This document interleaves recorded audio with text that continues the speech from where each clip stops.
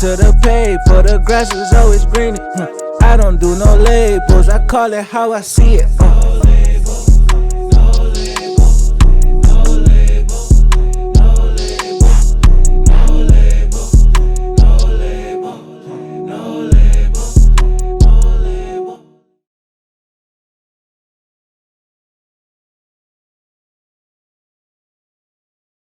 Yo, what's up, everybody? Welcome back to another episode of a No Label Convo. Here with my boy Nell. Yo.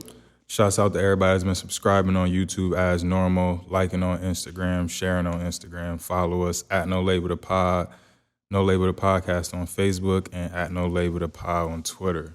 Now, go ahead and get into the sponsor. Yes, sir. Shout out to our sponsor. Shout out to Guap Coin. Guap Coin. Cryptocurrency for the culture, you know what I'm saying? Stay in tune with it.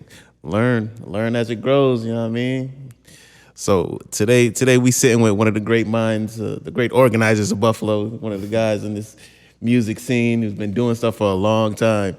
And it's like we always talk about how we have such a rich history of artists and stuff like this. And shoot, he's been with the studios, been doing stuff for years. And he make dope beats.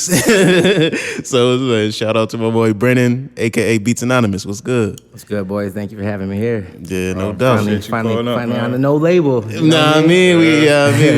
brought the bridge to us. You feel me? You know what I'm saying? Yeah, I was gonna say y'all was in the Bridge studio spot doing the thing for a while, so I already know what's going on. But glad to finally be a part of it in a physical form myself. Where the time is right. The time is right, man. The quality up, everything, man. Everything up, popularity. So it's only right. It's only right. Facts. Man, so how you been? How everything treating you? Good, man. I stopped myself because I've been doing a whole new thing with trying to replace some words in my vocabulary. Instead of busy, I like to start saying productive. So I've been very productive lately. Got a lot of different things going on. You guys obviously know about the studio, Bridge Studios, New York. It's one of the pop and hip hop studios. Easily one of the best studios in Buffalo. According to Google reviews and all that shit. Check your Yelp reviews. Come on, go look us up. If you've been tapped in with us, a good majority of our episodes is in Bridge Studios. That's a fact. What, almost 24 hours? Yeah, 24/7. Just don't call me at 10 o'clock and be like, yo, let me get in the studio right now, because that ain't happening. So give us 24 hours, 48 hours notice, and we can get you in the studio. But yeah, we're open 24 hours, but just been busy trying to, build that, keep going with that. I was just thinking today, too, it's pretty dope because, that's my business, but, my business is helping other people grow their businesses. So, my one engineer, Spencer, he just, turned his punching into a LLC, so he's got a business. So there's businesses coming out of Bridge, so it's kind of turning into an incubator. Shout out to Spence, man. Yeah, y'all know Spence. He's the man. That's my boy. Ill Beats, Spencer Vega. Spencer makes music. Is Spence the same producer that was doing stuff with the baby? No. That's Busco. So as you hear, hey, I didn't say it, he said it. We got a really talented staff. That's Busco. Busco's actually in LA right now working with a bunch of different people. He works with an artist named L.A., E-H-L-A-E. Shit, that's yeah, he's a fire R&B guy. What's her name? India. I was about to say India what? Nah, yeah, there's a new artist coming out of LA too. I want to say India June, but I don't think that's right. It's India something. But a bunch of dope, really tapped in artists that he's working with. Dude's got tracks with, like you said, The Baby. Got tracks with Future. Got tracks with Denzel Curry. So he's doing a lot. So he's been a really big blessing to have in my studio and be on the production team and everything like that. Facts. You guys still got Tony Boy? Tony Boy, yes. Tony Boy else is in there. So we got Tony Boy, Spencer Vega, myself, G Primacy. We actually just got a new dude. He's actually our junior engineer. He used to be an intern, so he's our new junior engineer. So that's another thing I'm saying. We're bringing people up through the whole process. Yeah. He started off as just yo, I need an extra hand setting up in between sessions. Help me with the garbages. Help me set up my computer and shit while I'm running around, blah, blah, blah. Let's make it clean in here. And he stuck around and said, he's been hustling. So I've noticed that. And he's like, yo, every session that's here and I have nothing to do, I want to sit in and learn from every single engineer. And so he's been doing that. He's learned a lot, and now he's got some skill to him. Yeah. So he's into the junior engineer session. So normally if you come to our studio, we're $50 an hour until he's a little bit more up to speed and everything like that. He's actually doing sessions for, I think it's either 35 or 40. I got to talk to him. We were actually kind of talking about that recently. Gotcha. So we have a little bit cheaper range available for people that are like, I don't know if I'm really serious about it, but I still want to try and record something real quick just to see how I sound. You know what I mean? So Dope. Hell yeah. Is he like the first intern you've had at the studio? So he is technically our very first intern that would have turned into a staff position. A couple of the other guys, they've had the opportunity to do that, but a lot of the guys that we get are from different colleges around here, UB, Buff State, and things like that.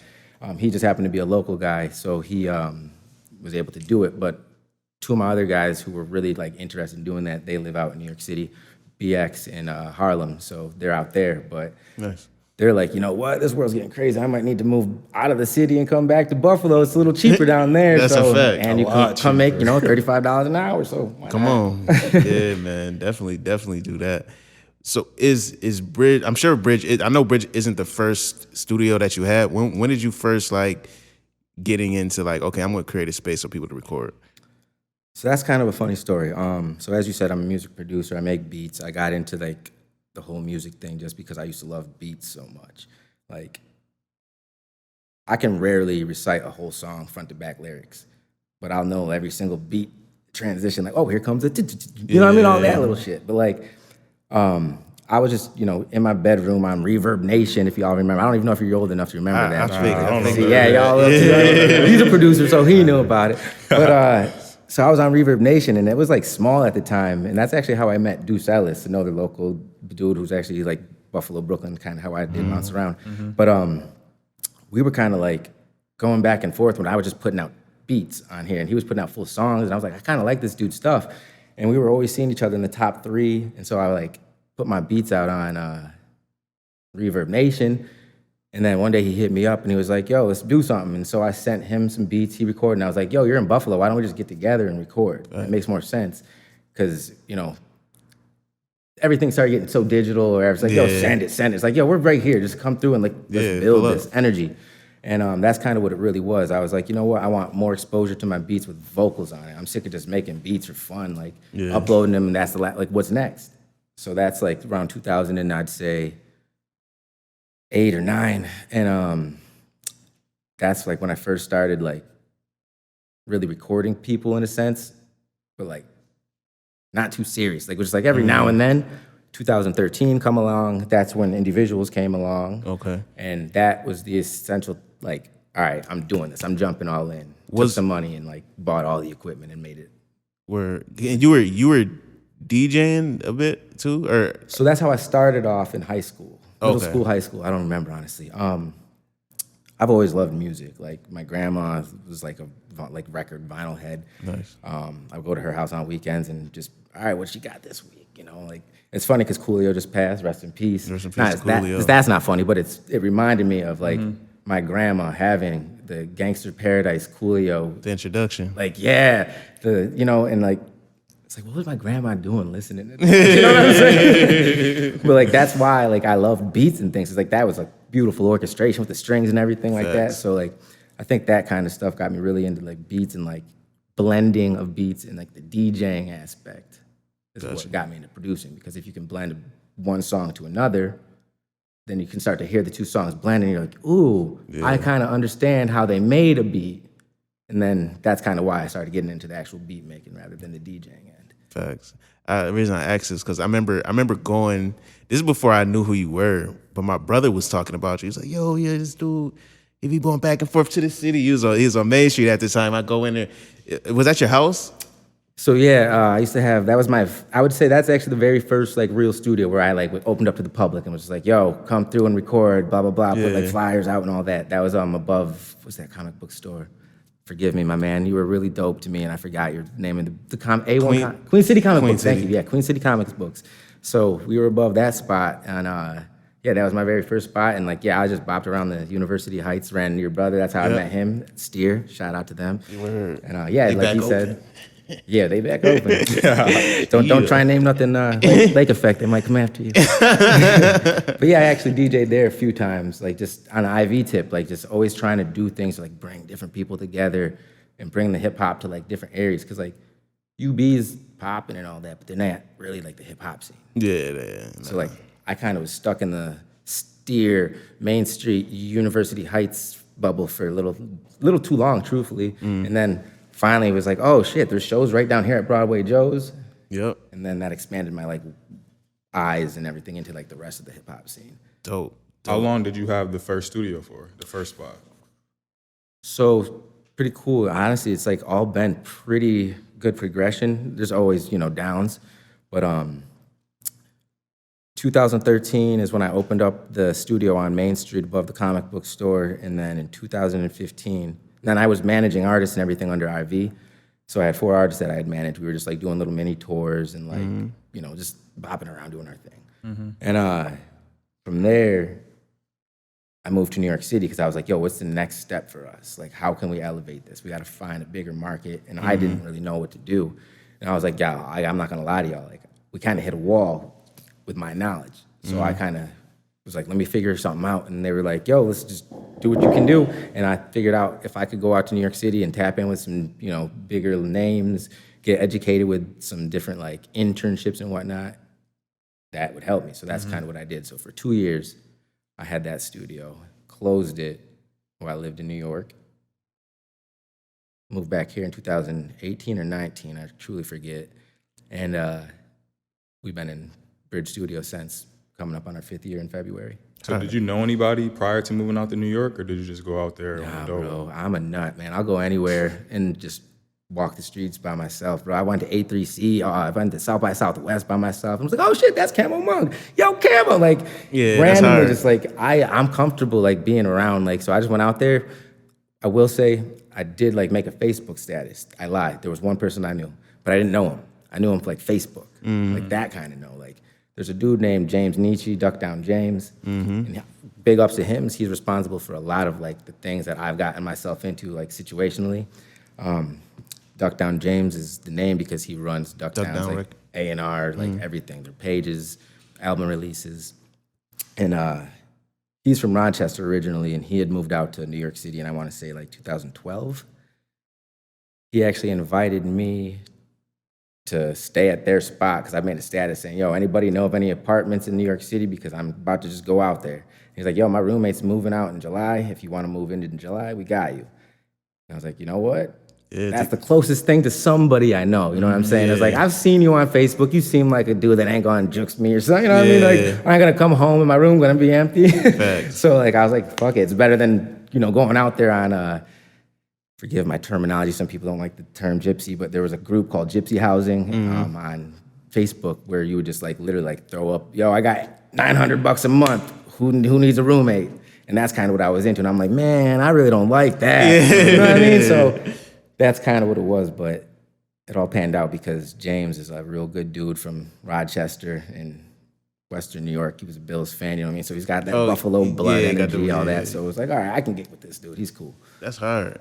And from going out there, barely knowing one person, and then you ended up linking up with like Pro Era and somehow a lot of people, man. So I actually linked with Pro Era before I moved out there, which is kind of weird. I met Nick Caution and a bunch of those guys at this like crazy ski/snowboarding trip we do. We used to do this annual trip with like a bunch of my boys from the UB days. So full circle, it's crazy. One day they were like, yeah, my boy, I'm not gonna say his full name, my boy blah blah blah's coming through. And I was like, oh cool, is that the one rapper dude? He's like, yeah, he goes by Nick Caution. Nick Caution didn't blow up at that point, And they were like, okay, I think I know who that is. And ended up partying. And then now I'll say it right here because this will probably go live when it's out. But next week on the 13th, Jay Skeese, myself, and Nick Caution got a single coming out. It's my track I produced, so look up Dead Center on anywhere you find music, preferably Bandcamp. And Jay Skeese, Nick Caution, Dead Center coming out next week. That's the first track we got together. So I ended up meeting with mad different people, but from that experience, I met all the Duck Down legends, DJ Premier, like a new person when I was like Young M.A. Like a lot of people don't know, Duck Down was managing Young M.A. That makes sense. Behind the scenes, a lot of like the things that, let me help you out and put you where you need to be, put you in the rooms you need to be at, and things like that. Yeah, I always see it, like when an artist like has a single and it blows up crazy and it's kind of almost like out of nowhere, quote unquote.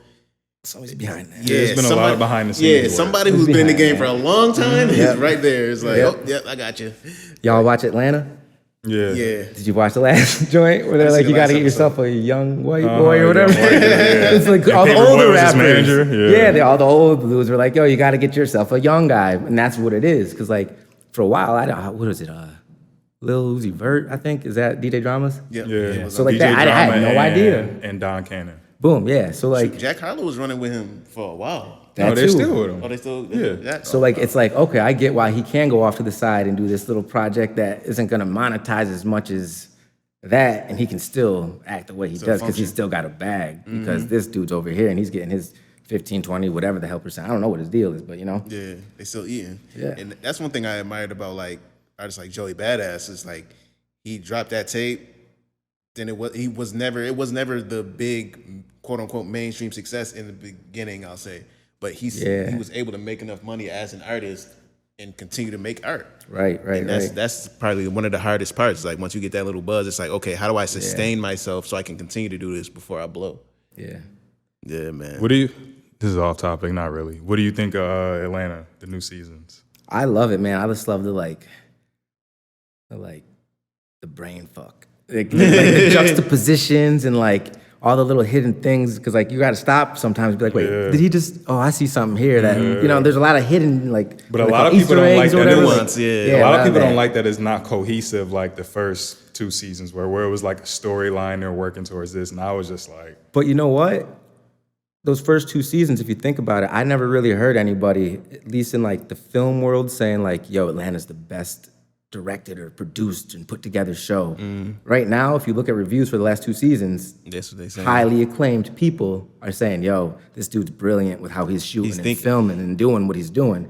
I think that may also be because Not everybody can it was such a digest. hiatus. Yeah, it was such a hiatus and build up to these seasons to where people have been waiting for it too. That too. And Donald Glover has also gotten a lot bigger since the last seasons they recorded versus season 3 and 4 that's dropped versus these last two seasons. So I think it all plays a factor. And I think it requires a certain mind too to really just digest it. Yeah, that's it. That's I think the big. And factor. he's touched on a lot of like true scenarios and true stories too. That's what I like about these. It's a real showing of the industry. Like it's not. The people was trying to say, "Oh, it's not black enough." I feel like they're catering them. Like, no, when you go into these hip hop spaces and they're doing business, it's white. It's really white. It's We like, all seen Bobby Shmurda on the table. Like, come on, man. I was like, no, get down, Bobby. No. but shit, they gonna give him that. Oh, 10 million. Yeah, Make hey. his budget 10 million. Amazing. Bring him here anytime. God damn. But like honestly, I don't know who it was. Maybe it was like the Rory and Maul podcast I was watching. Like I just like when I'm doing my work, I'll just put some podcasts on in the background, just run it on YouTube. You know? Yeah. And they were talking about how the Kendrick Lamar album. A lot of people were like, I don't fuck with it, or I fuck with it heavy. And I think that's the same thing. Word. Because he's either A, putting up things that are a little too tough to digest in a like quick one over listen, and if you're not really a fan, you're not going to go back and 3-4 times it or whatever. And secondary, a lot of that stuff is like shit you might not want to admit yourself that that's a lot of shit to do with you in your own life, or your not maybe you, but like your cousin, your uncle, your dad, your mom, your sister, whoever, somebody, your best friend, like. Shit, yeah, that's my boy over there on the fuck you nigga, nah. That's right. Like, yeah, I know that so well, but I'm not trying to listen to that. Why? Because you know it's a problem. You don't have the answer, and you don't, you know what I mean? You don't want to think about. Yeah. So, like, you know what I mean? Like, I think that like things like that is like what made Atlanta good, what made Kendrick good, what makes like Jordan Peele good. You know what I'm saying? Bruh. I didn't see that new joint. You didn't see the new one? What's it called? Nope. Nope. Yeah. Nope. Did you see it? I seen I it. didn't see it. You seen it? Yeah. I seen so many mixed reviews. Should I see it? I say see it. Should From I? in a sense of Should somebody I stream that joint? somebody in the industry of like we're in a field where like we're in front of a camera And it's like he says the idea like the movie opens up in the sense of it's a quote. It talks about spectacle. It talks about doing things for the camera, doing things in like for a look, and then like just being in media, being in the industry, you can see it. You'll see a lot of parallels. Like, oh shit, like I'm not the only one who sees it like this. Like let's say a good example is like the son, the main character. He's not very talkative. Okay. He doesn't like being in front of the camera, but his sister, super charismatic, wins everybody over, but he's the one that gets the job done. But the people don't like him, they like the sister. And she be fucking up and doing all that. But she got the gift of gab. Yeah. And it was just like seeing that on camera and then them going through like real life shit. And it's like watching them work together and seeing how they digest spectacle being in front of the camera. Right, okay. It's dope. It's a dope thing. So what I saw recently was that film, Everything All at Once, Everything Everywhere All at Once. Yeah, I seen that. So like that joint was fire. Like I kept seeing like commercials and everybody was like, "Yo, this is one of the best movies." Blah blah blah. Hold on, because what? like Everywhere All at Once. Asian. It's like it's an Asian lady. Oh, that's the one you was telling me. Yeah. You seen it yet? No, because they took it out of fucking theaters, bro. Nah, you do. on That's Netflix. crazy. So I didn't. I'm like, I'm not going to theaters. I'm gonna watch it when it comes out on stream. And I actually was like, you know what? I'll spend I think it was like $9.99 to stream it, but it was stupid because it was like for 24 hours. It's like, yo, give it to me for like a week or something. Bro. I want to watch it twice. I'm not watching it twice in a night. Like, Yeah, I watch it in the movies, but I know a website you can watch that shit. yeah, I was gonna say you can always get all them joints. It was a fire movie though, with like the Yeah, same it's type dope. of tip. Like you think like the movie's weird and it takes you traveling like through your emotions and whatnot, but like that's kind of that same shit. Like they pose those like metaphorical like questions and whatnot. Like, is this what it is or how it seems? Perspective off. Or, like, you know what I mean? People could easily get distracted with all the little things going around, like all the little crazy stuff going around. But it's like if you really see what they're trying to say, is there some real shit? Yeah. That's why I like that movie. I gotta watch it again, but I was like, yo, I'm not about to rent it again. Nah, I feel you, man. So, when you were in New York City, what made you be like, okay, I planted my feet here. Let me come back to Buffalo and do my thing? I didn't truly like plan it. So I was actually in a situation where I was managing a 38-room recording studio facility. This dude I had met him like a year or two before, and I was like, yo, I'm looking for a studio out here, blah, blah, blah, out in Brooklyn. And he showed me some like weird little like art spaces that weren't really like soundproofed or nothing like that. And he was like, you know what? I really like your idea. And he's like, I've never even thought about doing that. Let's talk in a couple months. And I was like, all right, whatever. And 8-9 months later, he calls me and he's like, hey, if you remember me, I had that talk with you about the studio spaces. I got a building through that money. He bought the whole warehouse. I was like, hey, I'm converting this place over. I want you to like give me your like insight on how we should do all this. So I like met up with him and did all this, and he is like, I'll hire you as my like manager / leasee. Like I was like showing the building off to people, getting leases for them. But they didn't listen to everything I was trying to tell them, and they built not to code. Like you would literally walk your door. I was like, bro, these hallways aren't looking normal, man. Like you would walk out and your door would hit the hall across. It's just like, come on, man. If there's a fire and everybody opens their door, it's like a bunch of doors looking at doors, and now where do I go? So like one day, somebody from like the New York City fire department or something, I don't know, came through and like we got shut down for building code reasons. And for that, they had to shut down the studio, and that was my means of income. So I was like, all right, shit, this is gonna go sour real quick, because it's, New York City's expensive, like $1,000 minimum at that time for a room. So like, I low-key was like homeless, and I lived in my recording studio at that place for like 30 days, even after they like condemned it and shut it out and all that shit. Like, sorry, Jordan, you didn't know I was in there, but I was definitely up in that bitch. Like, it's crazy, because like, it was like, it wasn't a real like place to live. It was a recording studio room with like my computer, a futon, and like down the hall there was a bathroom. So like showering, all that other shit, food, gotta hit the streets. So I was like, all right, time to sign up for all these free gyms, you know what I mean? Let me get a 2-week trial over here. Let me get a 2-week trial over here. Walk in the gym, they'd be like, well, didn't you just walk in? I'd be like, man, I'm just showering. I ain't working out right now. Man, real life tips, man, right there. So What do you feel you learned the most, like in your time in New York City? The importance of being out there and like networking, like being seen and all that. Because like even to this day, I was out there on September like 6th, I think it was, for the Duck Down posthumous Sean P. celebration show. I haven't been to Brooklyn in probably like a year, maybe a year and a half before that. Maybe, I don't know if I may have, but I don't remember.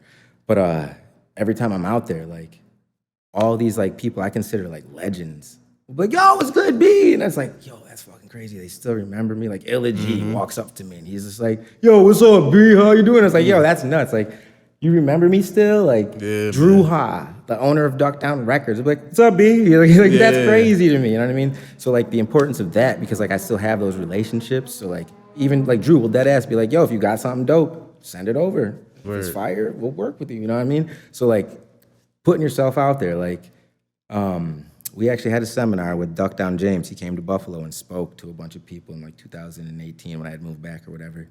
And that's kind of what he was saying. It's like, network and just get uncomfortable. That's what it was, I'd say. Network and being uncomfortable. And that's kind of why I am the way I am now. Like, I was uncomfortable a little bit, like I said, moving out there, but I found a little bit of comfort in finding a place with somebody who was from Rochester rather than just a nobody. We had some mutual Facebook friends, so I could hit him up and be like, yo, your man's bugging. Yeah. And so like little things like that. But like, I'm sure everybody's heard some form of the quote, there's no growth in a comfort zone.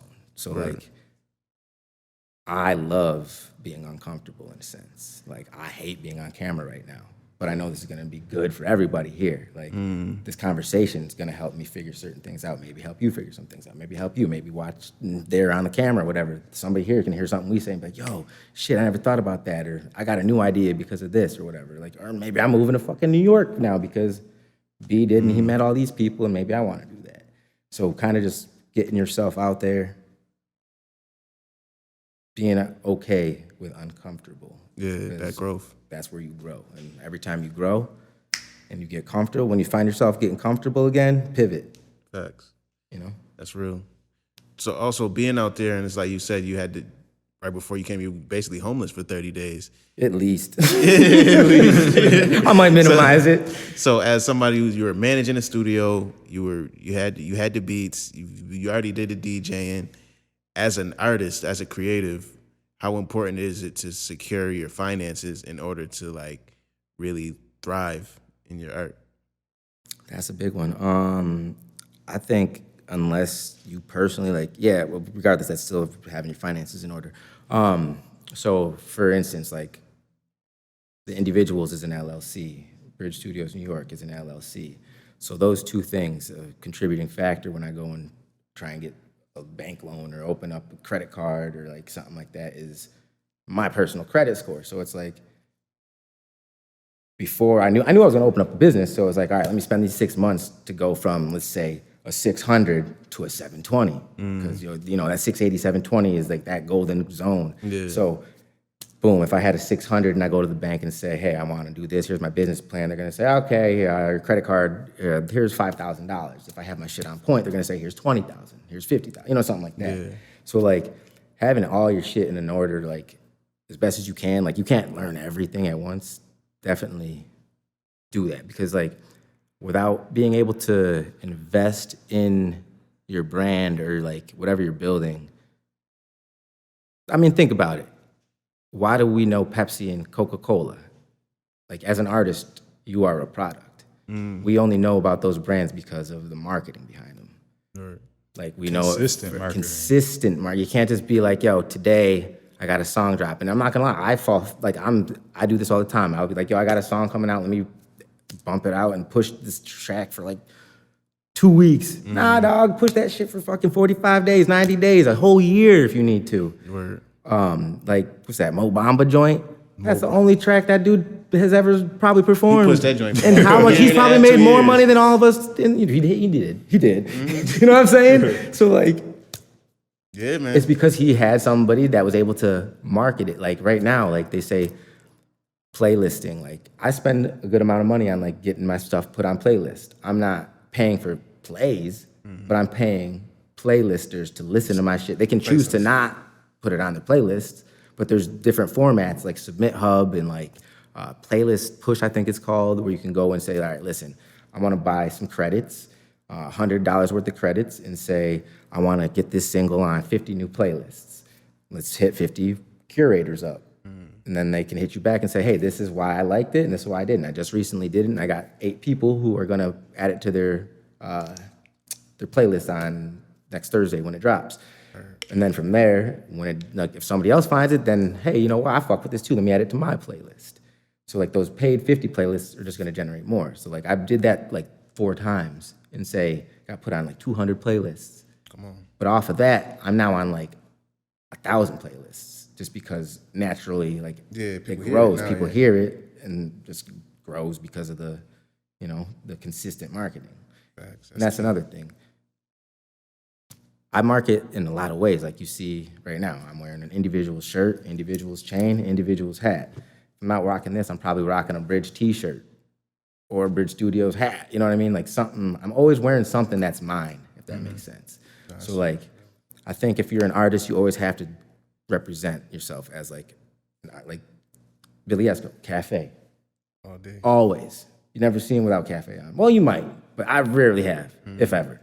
You know what I mean? Like, every time you see not every time, but like when you see the Griselda boys, their teams around, they usually got some drip on, but their team, everybody behind them, 187 or drum work or whatever, their shirt, it's all in line because you're a walking billboard. So you'll see me a lot of time wearing a white tee if I'm not wearing IV or Bridge or whatever, because I'm either rocking a no label t-shirt or my homie's t-shirt, mine, or something I fuck with. I'm not gonna rock a fucking Abercrombie and Fitch. I don't fuck with you. Yeah, I feel so I learned that in marketing in like 8th grade or something. They're like, yo, you are a walking billboard.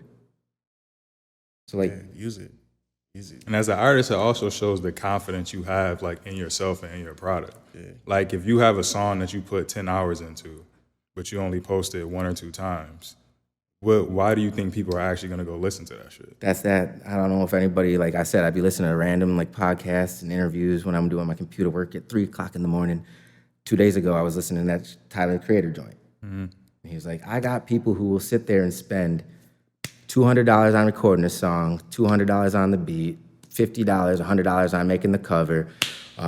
You got to pay for the distro kid. You got to pay for A, B, C, D. You got to pay for the Photoshop. You got to pay ill photo. I'm going to look good in the pictures. Let me pay for my $400,000, $500,000 outfit or whatever. And then you spent damn near, $1,000, $2,000, $3,000, $5,000 or whatever.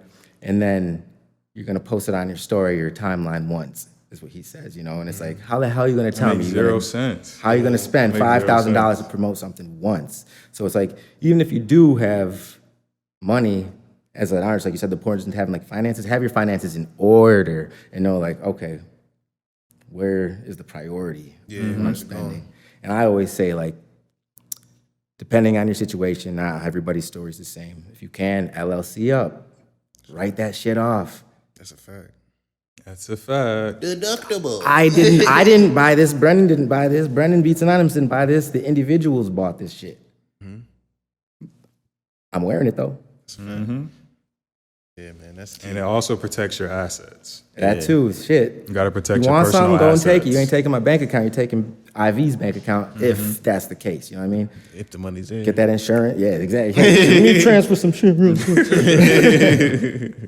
Nah, that's real. Don't let that go over your head, yo. Like, if you're an artist, he dropped a whole lot. We do consults over here at IV too. Like I said, I've done a whole lot in the music business. I've almost done I've never rapped or anything, but I've done a lot of shit. I've either seen that position done pretty well or done that job or shadowed the person doing said job. My boy James, as an A&R for Duck Down, he's literally, I've seen him do pretty much every job that a label, anybody working at a label would do other than push the record button. And honestly, I'm pretty sure I've seen him do that in YouTube videos, back before I moved out there, was because there was not as many people. Maybe I was the one doing it now, because I was an intern. So just stay busy. I don't know, man. Yeah. Yeah, nah, you said a lot there. Let's shift gears a little bit. Who were some of your favorite people that recorded at Bridge? Oh, wow. I got a lot lot of my homies are like musicians. So like, you know, G Prem, Genesis, Tony Boy, who's staff, like a lot of homies. Like Weedy the God's a fucking awesome dude. He's a good supporter of the place. He has all of his like listening parties there. We have had a lot of like bigger names too, like Benny, Conway, Red Cafe, Beanie Sigel, bunch of those dudes. Trey the Truth. Was Freeway ever there? Freeway was there. Freeway, Yeah, we got a track. I don't know if I don't think I heard the track. I'm not certain, but there's a track with Freeway and Jay Skeese. Y'all never heard that, I right? ain't hear that yet. Yeah. I heard about it though. I heard it float about. I was gonna say you might have to bleep that out. I don't know if I'm saying too much, but you've heard about it. I've heard about it shit. floating around. Okay, but yeah, I was gonna say I think a lot of people heard about it because he went live that night. They were going live that whole fucking weekend. Yeah, but that was it was wild. one of the wildest weeks. It was last August. Sitting there on like a Tuesday night, and Conway's like, "Yo, load up this next track," and we're like, "All right, what do you want us to call it?" Call it Easy Track, and we're like, "Yo, what?" This is the midst of everybody waiting for Donda to drop. Yeah, And it was Keep My Spirit Alive. And we're like, oh, shit, bro. Like, that's hard. shit just got real. Like 2 o'clock on a Tuesday. I'm like, I'm probably going to get out of here a little bit soon.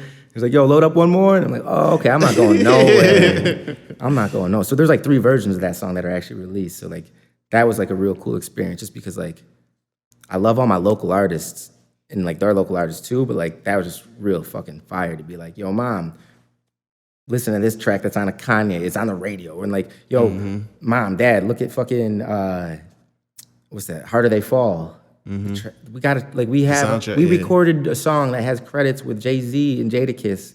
Like that's crazy. Yeah, like man. Boom Bap Rhythm on the Harder They Fall. We recorded that at our spot, the Conway verse. And it's like, when we were sitting there recording it, Chad, his manager's like, yo, yeah, Jay's on that. Like, as in like, Jadakiss, we thought, right? Yeah. We're like, oh yeah, we already said that. And then he's like, nah, bro, Jay just called. He said he's getting on. He's like, you mean Jay? He's like, Jay Electronica? He's like, nah, Hov. We're all just like, oh shit, like this is getting crazy. Yeah, man.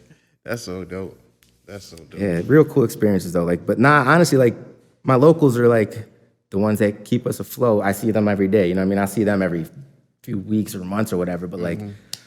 A lot of real dope artists, man, and I don't know, I don't want to say anybody like too much because I'm gonna forget somebody and then be like, yo, why don't you say my name, bro?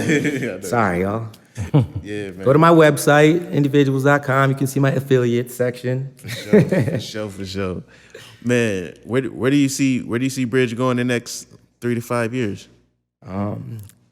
Definitely growth. Can't say too much. We got some things planned for sure. We got a growth plan for sure. Hopefully we can house No Label Podcast in our growth plan, if I'm not saying too much, but we got some things in the works for podcasters, painters, photographers, any type of like visual artists or audio. We got you. Hopefully next summer, y'all are, you guys play the market and all that fun shit. Stocks are getting stupid. For sure. Real estate market's getting a little crazy, so we're waiting a little bit because Understood. Yeah, that's smart.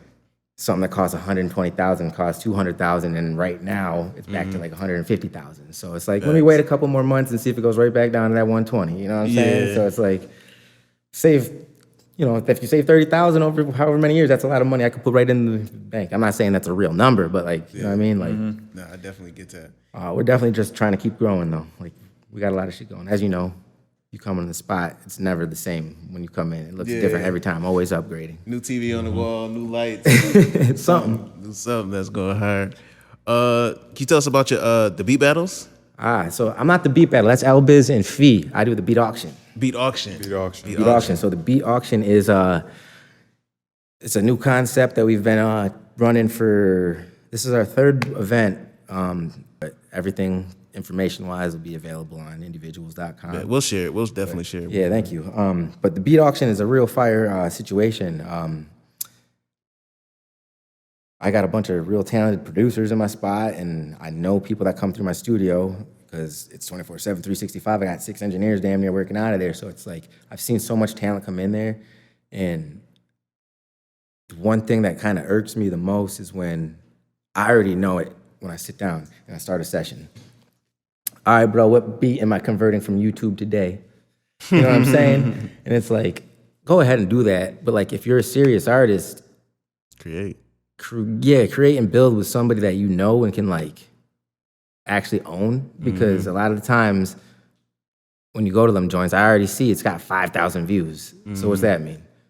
At least 1,000 people downloaded, I'm guessing. You know what I'm saying? Yeah. So like that means there's 1,000 songs on it. And there's been times where like I had a session and then my engineer comes in after me and the dude after is like, yo, load up this beat. It's the same damn YouTube type beat. And it's like, yo, y'all really making the exact same, not the exact same song, but like a beat, a song over the same beat.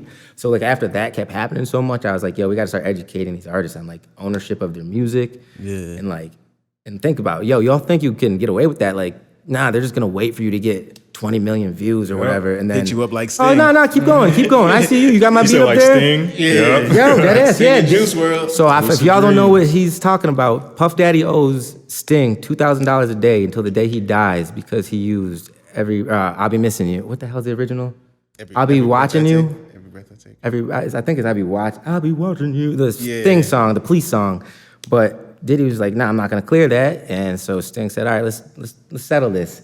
Pay me $2,000 a day. Do the math. That's a lot of fucking money. He doesn't have to do anything else ever. Do you make $2,000 a day? Yo, same shit with Timbaland. Big Pimpin'. That's that was from some Indian joint, some film, I believe. That joint, they let it rock for like 10 years. That was a #1 for how long? Yeah. And then they said, yo, Timbo, you remember that song that was a #1? You retrospectively owe us X amount of money. And so he was like, fuck. You can literally say anywhere, you could say, I want 2%, or you could say, I want 100.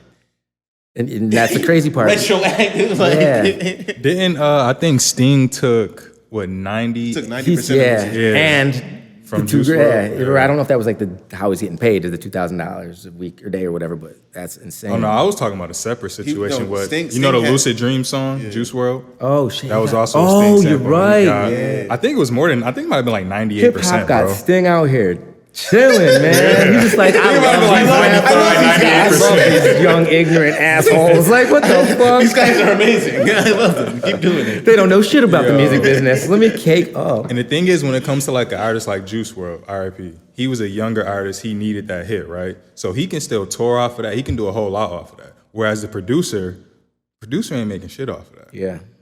He ain't getting no royalties or none of that. Yeah, depending on your situation, you're not getting shit. Like, Juice WRLD can still make money on the back end with shows, performances, all that type of stuff. There's situations where the producer can, but it's very rare because unless you're like, you know, a Hit Boy or something like you know, you got to be big to like get those bargaining chips. Like, What's the average split for producers on a track? On a full track? You fully produce, no sample. You and the artist sit down, y'all create the It song. should be a 50-50 writer and producer split. But then comes in, depending on their situation and your situation, I'm self-published, so like, are you giving some of your percentage to a publisher? Are you giving some of your percentage to, you know, your legal team, obviously, who's gonna facilitate all the paperwork and shit like that? So there's a lot of like, and then there's like the whole points thing. Yeah, I was just about to bring that up, the points. And that's a whole, I personally have never even gotten a track big enough to have to deal with like actual points, but like that's a whole nother. I think. Can you explain that a little bit for the people who aren't familiar with it? Points are basically like what you can calculate to generate. So a song makes $1,000 or $100, and you got 3 points on it, you make $3 essentially. Then of course tax and all that other BS come in. But I don't know the actual point structure, so I'm not too comfortable speaking on that because, like I said, I haven't really dove into that, and that's kind of something I'm actually really like focusing on with IV over the fall and winter because that's something that I do want to actually understand a bit better. And I actually am kind of talking right now to like an actual music law attorney to like help me out with that whole world a little bit better. If you don't have a fucking lawyer, you're gonna get bullied. You're gonna walk up to someone and say, "Who the fuck are you?" But if you have your lawyer send that shit over, they're gonna say, "All right, we gotta talk to his lawyer a little nicer." You know what I'm saying? So like, that's also why I haven't really even gotten into those situations because I know how it goes. So it's like, you know what? I haven't had the bag right. Yeah. Now I'm getting a little bit closer to having the bag right, so I can have this like real LA music law attorney be like, "All right, here's his contract." Talk to my man. Yeah, exactly. Like, don't talk to me. Talk to my lawyer. Like, he's there for that. But I should know more on that. And like, I got the damn book. Everybody that works in music should have the Donald S. Passman. All you need to know about the music business. Yeah, I read that shit. Volume 10. I read the 7th and 6th. I bought the 10th, but I got to brush up on it. But like I said, I read that back when I was at Villa Maria, and I dropped out of there in like 2007 or 8. Yeah, I knew like the point structure. I can't. That's what I'm saying. I knew it all too, but like it's been so long since I've actually gotten into it. So it's There's a podcast. Are you familiar with Producer Grind? Producer Grind podcast. I feel like I do know it. You know what that is, Mark? I'm familiar with it. Yeah. Okay, I think I might know. Is it like a circle? Like the logo's at a circle and it says producer and then grind underneath? Yeah, I think so. But they have an episode with Forever Rollin', a producer, where he explains it well. So if you don't know all the producers, musicians, check that out. I have to look that up myself. Forever Rollin', he's like he does a lot of the ESTG? ESTG, Detroit beats, all of that.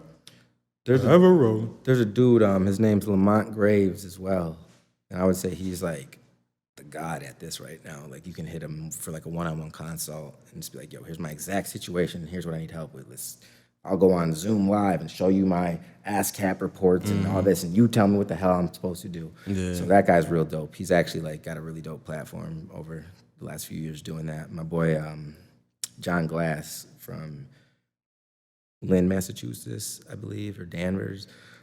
He produced a track for J. Cole and Bia, the London joint. Yeah. Oh, wow. And he has been producing for years. He actually like started out the artist Token, if you ever heard of him. Yeah, I heard of him. And this is like his first like big track. And like I don't know for sure. If I'm wrong, sorry, John, but I truly think a lot of that success came from his like ability to like now navigate the contractual and like, all right, here's what I need to actually do to get this to the right people the right way. You know what I'm saying? Rather than it's like, yo, check your email, I sent you a beat. Fuck, that's mine now. Word. I've seen so many rappers come into my studio, like bigger up guys, and just be like, let me just go through my email and see what's here. And like, they'll be like, shit, all right, there ain't no contract in this one, upload this one. It's like, that's crazy. They're just gonna take that joint and then hit the dude and be like, yo, I got you on that. I'm gonna I got you, bro. I got you on a tag or something like that. And it's swap like, it out. but you know what? Sometimes, shit, I would do that for certain people. Depending on where you are, you don't have a bargaining chip, then you don't have a bargaining chip. That might be your level up to have the bargaining chip. Yo, I did that track with Homeboy last year. I didn't get paid for it, but you don't know that. But you think I'm, such and such, so now everything's perception. Facts. Yeah, that's what Juice WRLD was kind of saying with the Sting track. He was like just kind of chalking it up to the game. Like, this is how I got my foot in the door, so. Right. Yeah. Can't monetize it too much or whatever, but you still, everybody in the world knows you. So now you can monetize your Instagram reels or whatever the hell you want to do. There's 1,000 ways to make money in this music business shit. Yeah, it becomes your advertisement now. I was listening to a dude, his name is Andre Norman, and he was just talking about like just different dope ways of like marketing and working with people. And he was referring to like, he was talking about one of his friends, he was a life coach. And what he did was he pays an author to write his book. So he writes a book and he was like, okay, told him everything to write. He said, yo, okay, what's the splits? What's the splits on the book? He was like, most people would think 50-50. He was like, nah, bro, author, you keep 100% of that. Gave him 100%. Yeah, the publisher, gave him 100%. And he was just like, he was using the book. That was like, maybe gross, maybe like $2 million. But his life coaching was so much, that much more money. So he used the book as advertisement. His man's is gonna write that much harder. He gonna put his foot in that shit, going even harder. Cause he getting. I want this to go good. I want this to go big. So I'm gonna put my ass in. And it made him even more wealthy just by working together and sharing it amongst each other. Yeah, it's enough money for everybody, man. Big facts. Yeah, that was a whole thing I was saying for a while. We can all get money. That's a fact. That's like to go back to the beat auction, honestly. Like that's kind of why I do it too. I'm the coordinator of it. I'm a producer or whatnot, but it's for 8 producers to come up, 3 beats each, play 3 beats. Let whoever's in the crowd, 20, 30, 40 rappers sitting in the crowd, like, yo, shit, that shit's fire. Let me bid 75. Oh, shit, 85, 95. Little fucking, bidding war go off. Yeah, that's and, right. like, people get beats. Like, last, we had Bozak Morris pull up to the last one, and he sold the joint for 300. But, like, he was saying straight up, like, you're not just buying a beat. You're buying, like, a relationship. With me now. Like, I'm not just gonna answer anybody on my Instagram. People hit me up on Instagram all the time. Like, if you do, I'll be like, yo, what's good? But like, if you want me to dedicate time to you, like, give me like more of a reason to, you know? Like, it doesn't mean you have to spend money with me always, but it's like, what are we doing here? Yeah, you know what I'm saying? Like, break bread too. if I'm a music producer and that's what I do and that's what you know me for, and you want beats, then like, all right, pay me for my beats. You know what I mean? That's not bullshit. Like, it's real shit. You know what I'm saying? But yeah, that's kind of like, you know, giving everybody a chance to grow. Yeah, that's building like, everybody. Yeah, man. And I feel like that's one thing that's going to help our city specifically because we don't have the biggest market. So once we all help each other out, everybody get paid in this industry. Right. I feel like that's when we'll break through and make crazy noise. Yeah, Who are some of your dream collabs? Well, my favorite rapper ever is Nas. So Respect. I would, if I got a Nas track tonight, I would tap out. Hey, I'm good, y'all. I got my Nas track. Like, that ass. It's like, yo, I don't need to do a track with anybody else. Like, I got the Nas track. Like, boom. I don't even care if any of y'all here. I'll listen to that motherfucker. Like, you know what I mean? But like, probably Nas, but like, for a while, Kendrick, but I wouldn't say like dream collab there anymore. I would love to work with him, but I wouldn't say like, oh, I'm dreaming. Just like, I don't know. I think like Nas to me is like just like the real, like, not to say Hove isn't, like, that's obviously I would fucking feel the same way about that. But sorry to whoever's out there, not sorry, but I'm more of a Nas guy over Jay-Z as far as like the lyrics and bars go. Nas is just like, I learn something every time I listen to a Nas song or an album. Like, a lot of the shit that I do and like pull notes from is from Nas songs. Like, you do the same with Jay-Z, but like I feel like it's in a different way. It's in like a different bandwidth or frequency, yeah. And I feel like every time he says it, it's like, oh yeah, Jay-Z said that two albums ago. You know what I mean? Like, Jay-Z said that, or I mean, Nas said that a different way like 2 albums ago. You know what I'm saying? People forget Nas was out before Jay-Z. Nas was always, I don't say always ahead, but Jay-Z was always gunning for him. It wasn't the other way. He was never around. chasing, yeah. It was never the other way around. But then it switched at some point. Now we're gonna start talking about the money, ain't we? Yeah, Ether was. I think it was when Jay had that big influence, like outside of just music. You know what I mean? Like Nas, Nas never went into fashion. He never went into opening the club. He never went into the liquor and all of that. That's where Jay's like influence was. Well, Nas is, well, yeah, he's technically not, but he is part of Hennessy. But like, he doesn't have his own shit. But like, I see what you're saying. But like, that's what I'm saying. Like the business side, business side, Jay-Z all day. Yeah, but at the same time, he was able to. Y'all boys know, like, I like to invest. I haven't been very active, obviously, and I think I told y'all, like, I'm waiting for a little bit. Let me stack some cash, put to the side, and when it gets ready, now we invest. But Nas is one of the real reasons I was first, like, intrigued about investing. I don't know what album or song it was, like, off the top, but, like, he said something about, you know, some sly verse. He was like, I don't know, I invested and, you know, flip it or whatever. And I was like, oh, okay, I see what you're talking about. Let me think about that a little bit. And I like how he did it. He did it, like, subtly. It was a very subtle, like, oh yeah, by the way, Ring. Yeah, I invested in Ring. Uber. I invested in Uber. I invested in Coinbase. Yeah, so Joe, those are like $4 billion companies right now. Like, how much did you get, son? Yeah, it's like, oh, you're eating. Yes. Yeah. So it's like, okay. And that's like when I was, you know, that's also when I started to like diversify my portfolio as far as like businesses and things like that too. Like any successful, like greatly successful person's got multiple hustles and businesses. So like myself, I have a couple things going on, trying to, you know, keep going until the time I can't, you know what I mean? I'm rock till the wheels fall off, basically. Like anything I can manage, I'm gonna do. That's hard. Got anything? 360? Yes, sir. I got a couple questions for you, bro. Word. What's like some of the toughest parts about being an engineer at Bridge? Like, I can imagine there's been a couple nights where you be like, you know, had to tell somebody like that ain't it or something like that. So a lot of the time, for like, especially like the first few times I'll record an artist, I really won't intervene or say nothing about like their lyrics or anything or like the structure, just because I don't want to like have them not come back to my studio. So it's like, all right, word dog. But like after like 2 or 3 sessions, then I'll start being like, yo, bro, So you know that line here, you know what I mean? But I think the biggest thing is like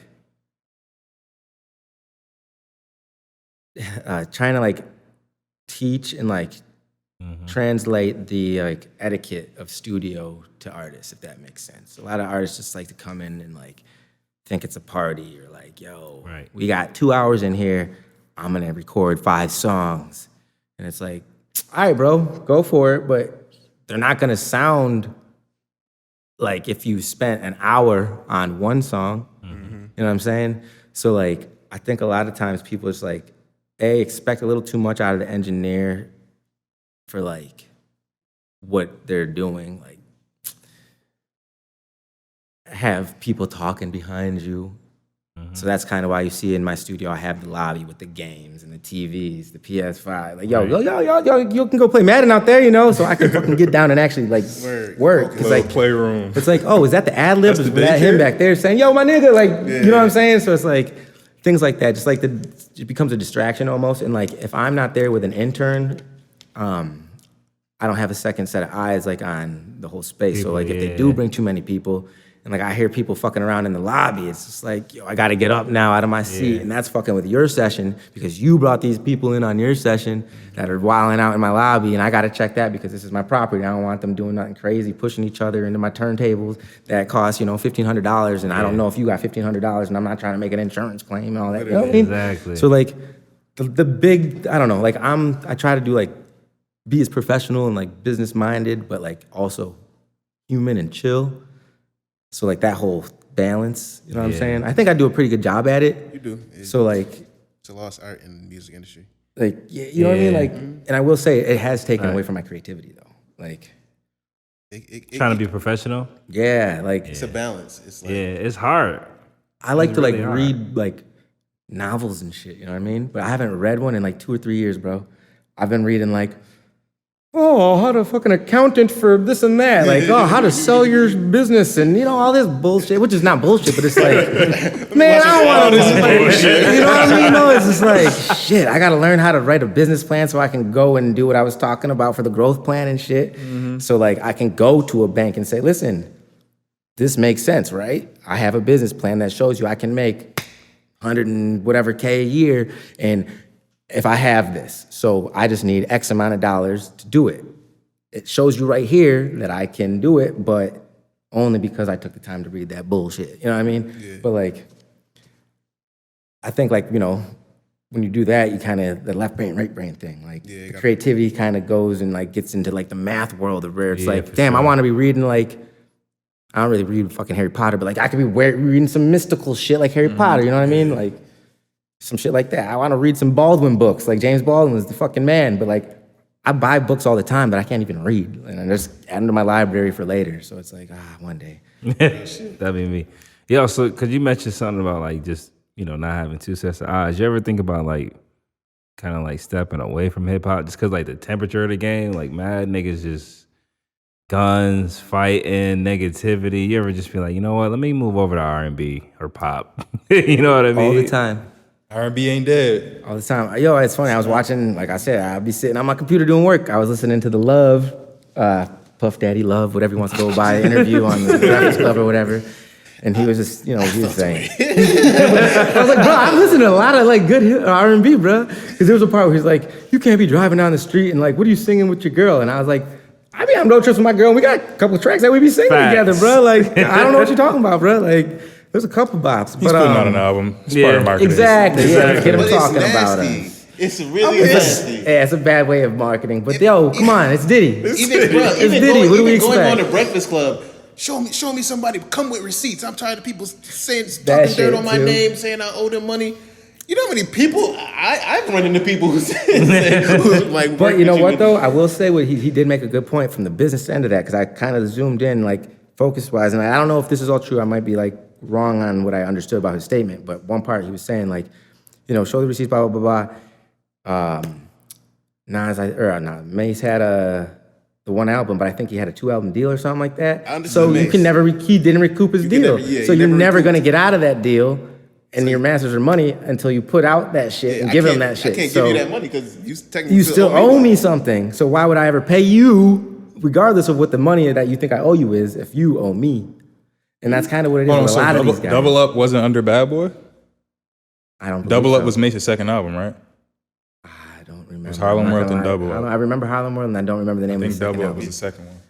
Never. I don't I'm not recall, sure. but from what I remember him saying, he goes. But he said it He wasn't. literally He said he the goes. second I put out one album with that man.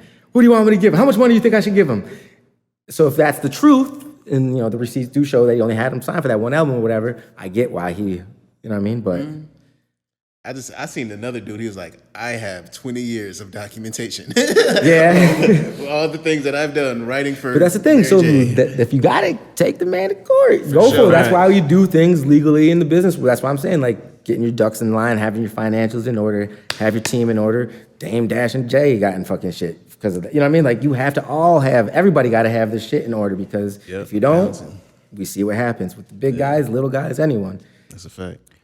So it's gonna be my last question, and you can answer this the best you can. So I came into No Label like a little bit late, right? What was the thing that when they kind of stepped to you, it was like, yo, we trying to record this pod out of here? What was like your initial reaction? And did you think like it was gonna be, because No Label in my opinion is pretty big now, did you think it was really gonna be like this popping, or you thought it was going? I did actually because It's a great question, Kimon. so at first we had never had a podcast, I believe, filmed. I think I told you, I was like, I don't think we ever done this, but you're more than like welcome to try it out. I don't know what you want to set up. We can come in and like Yeah, I figure it all remember. out, I think. And we just kind of like winged it because like that's kind of me. Uncomfortable with that because I don't know how it's gonna work. But if you're cool being uncomfortable with this whole trying it out shit, let's do it. And it worked out the first time, and y'all, eventually I gave them the fucking keys of the door. I was like, yo, I don't even have to be here anymore. I trust y'all boys. Here's the code to the door. Y'all can come in on your own. You know how to turn the heat on. Y'all know how to do everything. Do it up. You know what I mean? So like, I loved it. And I think, yeah, you have done a lot of growth. And I thought you were gonna do well just because like, from day one, like, you were produced well. Like, you had a team. And that's like the biggest thing is like, even having like one person to help you with something. Like at the studio, I got my engineers that help me with like sessions and everything. Not to say they don't help me with everything, but like that's their like obligation. Like help me with the sessions at the studio. I don't really ask them to help me with nothing else as far as like the administrators. Like, yo, I got calls coming in all day. Can y'all take? Nah, that's me. I own the business technically. You know what I mean? But like, they're just engineers there. It's like a barbershop. Like if somebody comes in and has a problem with the barbershop, the owner of the barbershop gotta handle that. You know what I'm saying? So it's kind of like on that tip. But y'all have each other's backs so well, and like, yo, you do this, you do that, you do this. You kind of know where you're all supposed to fall in line and whatnot. So like, that's a major like pro for like any team. And the way you've like structured everything, you guys like, you have a logo and all that shit, which we were saying, important to brand yourself, important to have the consistency. You guys are continuously putting out shit. Every now and then you might have to do a little like longer break than you needed because somebody had to miss an interview or whatever. But like, y'all are doing it. Yeah, man. I thought, I was like, yo, this is actually gonna be a dope podcast. It's actually moving. Because you guys had great guests and everything. Like, look, the little homie Kevin Spears. Y'all had him at the studio, 2 years ago? Yeah. Homeboy just played in Madison Square Garden tour. like fucking a month ago. He's on a tour. Like, come on. Not Madison Square Garden. What's that called on NBC? You saw him, right? He played for Not Jimmy Anise, yeah. At what's that? NBC Rockefeller Center. Yo, They played in the Rockefeller Center or whatever. But like, it's crazy. It's just like, That is crazy. you know what I mean? It's like everybody's doing different dope shit. So like, progression, man. Appreciate that. Yeah, Tone. Tone might have been our second He was or third. like our third guest. Like our third guest, and we was talking about it, and he was like, "Yo, yeah, holla at my man Brennon." I was like, "Called you damn near the same day." And we was able to make it happen. yeah, that's, hey, I got anybody in the city that needs anything with the music, audio, anything in this realm of world that we live in. As long as, you ain't out here wilding, and I can ask somebody about you, bro. Yo, homeboy, cool. Yeah. I got you, you know what I'm saying? So, Right, that's solid. Nah, we appreciate you helping us out throughout the journey, man, for sure. hey, of course, and I got you on the way, too. We can keep progressing together. Real sir. Where can everybody find anything they need to know, like about booking studio sessions, consulting? So the easiest way to book a session would be to go either on Google and just type in Bridge Studios NY or at Bridge Studios NY on Instagram. But I'm likely going to tell you to book it on the website anyways. Right. So just the website, www.bridgestudiosny, or just Google it, and you can find everything from there. We do all types of sessions. We got listening parties, music video shoots if you want to do that there. A lot of people come through just to do that. And then consultations and like events and things like that, like the beat auction and all that. That's via the individuals, which is at the INDIEVISUALS or theindividuals.com. It's on the shirt. You should be able to see it, I hope. You know what I'm saying? Sure. And that is kind of like the multifaceted company that covers everything that the studio doesn't. Putting out my music, putting events on, consultations, Right. merchandise, all that good shit. What if somebody like, yo, I want some beats from Beats Anonymous, man? How I do that? Go to the website or hit me up on my Instagram. I actually got a little deal I'm doing too, so if you want to learn about that, just DM me. Since I own the studio. 3 for 10s? 3 for 10, 3 for 1000. 3 for 1000.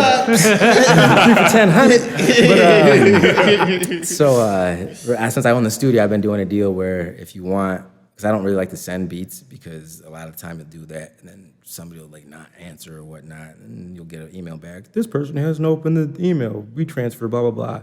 It's like, bro, what are you doing? And then you don't know what they're actually doing. And then you want to play beats for other people. And you're like, but I sent that off to homeboy, so I don't know if he's actually going to use it or not. Yeah. So what I do is have people come to my studio, and for depending on how many beats you're looking for, I'll throw you a really dope rate.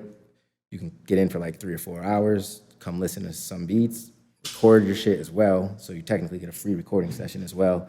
So you can at least get like a rough down of your song. If you need to come back and record a full, like, I switched it up, I got a hook now or whatever, we can get that all set up too, But hit me up on either Individuals or Beats Anonymous or Bridge Studios. You can find me in so many different ways. Word. Just look for the IV, look for the logo, man. son. For the IV. Hell yeah. All right, bro. Appreciate you pulling up. Appreciate y'all. Thank you. Thank you for having me. We out. Peace.